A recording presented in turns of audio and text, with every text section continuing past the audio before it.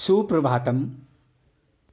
Investment for you channel में सभी श्रोताओं का डॉक्टर AC मित्तल हार्दिक अभिनंदन करते हैं। आज हम पूर्व की श्रृंखला से आगे बढ़ते हुए दो नए शब्दों के विषय में चर्चा करेंगे जो एक इन्वेस्टर के लिए समझना बहुत ज़रूरी है, क्योंकि सर्वप्रथम हम शब्दों का चयन करके आपके सामने प्रस्तुत कर रहे हैं, जिससे कि आप अपने इन्वेस्टमेंट्स के बारे में भली भांति से परिचित हो सकें। यहाँ मैं सभी श्रोतागणों से यह अपील करूँगा कि वे वीडियो को पूरा देखें, लाइक करें और अपने कमेंट्स ज़रूर दें, जिससे हम आपके लिए और अधिक गुणवत्ता से यहाँ पर अपनी प्रस्तुति दे सकें। क्योंकि यह चैनल मात्र शैक्षणिक पर्पस या एजुकेशनल पर्पस से है, तो यहाँ पर किसी प्रकार का कोई व्यक्तिगत या किसी समूह के द्वारा प्रचारित प्रसारित किसी भी प्रकार का यहाँ पर समावेश नहीं है। यहाँ चूँकि हम एक अर्थशास्त्र, मैनेजमेंट, इकोनॉमिक्स और मैनेजमेंट के विद्यार्थी हैं, इसलिए हम इन्वेस्टमेंट के बारे में श्रोताओं को अधिक स्पष्ट देने का प्रयास कर रहे हैं। आप अपनी कोई भी प्रॉब्लम है उसको कमेंट बॉक्स में ज़रूर दीजिएगा। अगर नहीं है तो कमेंट बॉक्स में इन्वेस्टमेंट फॉर यू ज़रूर लिखिएगा और अपने सभी मित्रगणों को इसे शेयर करें, जिससे वो भी इसका लाभ उठा सकें। हम यहाँ पर पहले जो हमने लेक्चर करा था, जिसमें कि हमने फाइनेंशियल एडमिनिस्ट्रेशन, फाइनेंशियल बजटिंग और फाइनेंशियल प्लानिंग के बारे में चर्चा की थी, उसी में आगे बढ़ते हुए हम आज चर्चा करेंगे मनी इनकम और रियल इनकम।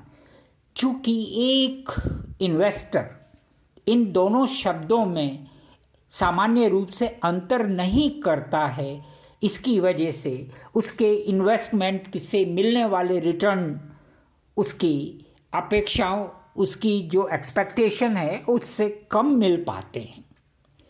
यहाँ मनी टर्म्स में हम क्या लेते हैं कि मान लीजिए हमने 1000 रुपये हमने किसी प्रतिभूति में लगाए, यानी कि किसी इंस्ट्रूमेंट में लगाए, या कहिए हमने FD कराई, बैंक के अकाउंट में डाला, सेविंग में डाला, म्यूचुअल फंड के साथ हमने इन्वेस्टमेंट किया, स्टॉक मार्केट के साथ हमने इन्वेस्टमेंट किया।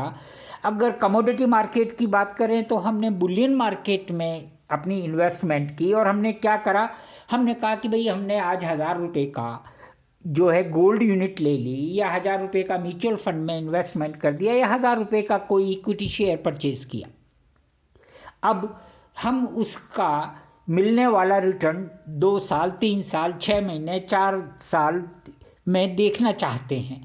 तो हम क्या देखते हैं कि हमने 1000 रुपये लगाए थे, अब हमारे वो 2000 रुपये हो गए किसी भी समय अवधि में। किंतु ये आपका एक कन्फ्यूज़न है। यहाँ आपने अपनी रियल इनकम के बारे में जो है कैलकुलेशन नहीं किया। तो आप कहेंगे कि भाई मनी इनकम और रियल इनकम में कैसे डिफरेंस करना है। तो बहुत स्पष्ट है कि हम यदि, जैसे हम पूर्व में भी चर्चा कर रहे थे, कि हम यदि 1000 रुपये का इन्वेस्टमेंट किया है और 1000 रुपये में हमको 2000 रुपये मिलने हैं, किंतु यहाँ पर हमने उस कैलकुलेशन को नहीं किया जहाँ पर हमको कीमतों का बढ़ना, जिसको आप इन्फ्लेशन कहते हैं, इसको भी मैं विस्तार से अगले लेक्चर में चर्चा में लाऊंगा। जिससे कि आपको अपने इन्वेस्टमेंट्स के लिए अपने बारे में सारी चीज़ें स्पष्ट हो सकें। तो मनी इनकम में से अगर हम इन्फ्लेशन को निकाल दें, हम कैपिटल डेप्रिसिएशन निकाल दें, या जिसको कहते हैं घिसावट को निकाल दें, टैक्स निकाल दें, तो क्या बचता है हमारे पास? तो वो हमारा रियल इनकम होगी जो हमारे इन्वेस्टमेंट से हमको मिल रही है। इसका मतलब दिखाई 2,000 रुपये दे रहा है, किंतु वास्तव में क्या वो 2,000 रुपये के बराबर मिल रहा है? दूसरी तरह से कह लीजिए, आज 1,000 रुपये का आप कोई एक वस्तु लाते हैं, एक कमोडिटी लाते हैं, यानी, और जब आपके पास कुछ समय बाद 2,000 रुपये का लाते हैं तो क्या उतनी ही मात्रा या संख्या ला पाएंगे? नहीं ला पाएंगे, क्योंकि आप कहेंगे साहब कीमत बढ़ गई, आप कहेंगे ये हो गया, कोविड आ गया था, या मतलब कोई भी किसी भी तरह की आप कैलकुलेशन ले सकते हैं। इसलिए मुख्य रूप से एक इन्वेस्टमेंट करने वाले के लिए, एक इन्वेस्टर के लिए सबसे पहले मनी इनकम और रियल इनकम के बीच में डिफरेंस पता होना चाहिए। यहाँ आपको ज़्यादा नहीं समझना है, मात्र इतना समझिए कि मनी इनकम मीन्स जो आपने आज इन्वेस्टमेंट करने के लिए तैयार हैं, और एक समय पश्चात, जो भी समय अवधि है, आपकी अपनी व्यक्तिगत चॉइस होती है, उसके आधार पर आपका उससे मिलने वाला रिटर्न, मान लीजिए हम 1,000 से 2,000 का एग्जाम्पल ले लें, तो हमने यहाँ अपने ऊपर लगने वाले टैक्स या 2,000 रुपये की इनकम आने पर लगने वाले टैक्स के बारे में कैलकुलेट नहीं किया, हमने प्राइस इन्फ्लेशन के बारे में नहीं किया, हमने कैपिटल का डेप्रिसिएशन यहाँ नहीं जोड़ा। तो इन सारी चीज़ों का संकलन या इकट्ठा करना भी बहुत ज़रूरी होता है। इसलिए एक इन्वेस्टर को अपना इन्वेस्टमेंट करने से पहले इन सारी चीज़ों के बारे में अपने खुद से, स्वयं से स्पष्टता होनी चाहिए।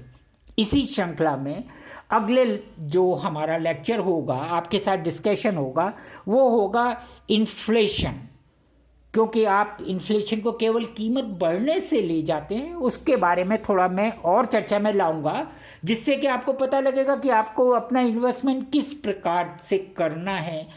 आपको इमूवेबल प्रॉपर्टी में करना है, मूवेबल प्रॉपर्टी में करना है, मूवेबल या इमूवेबल में किस टाइप की प्रॉपर्टीज़ में करना है, किस तरह के इंस्ट्रूमेंट में करना है, उसके बारे में हम चर्चा करेंगे। यहाँ पर हम लेक्चर को यहीं विश्राम देना चाह रहे हैं और आपसे ये अपेक्षा कर रहे हैं कि आप चैनल को लाइक करें, सब्सक्राइब करें, सब में इसको बताएं, जिससे कि उनको भी लाभ हो सके, और आप भी शेयर कीजिए और अपने सभी मित्रों को, अपने सभी रिश्तेदारों को शेयर करिएगा। धन्यवाद। अगले लेक्चर में मिलते हैं।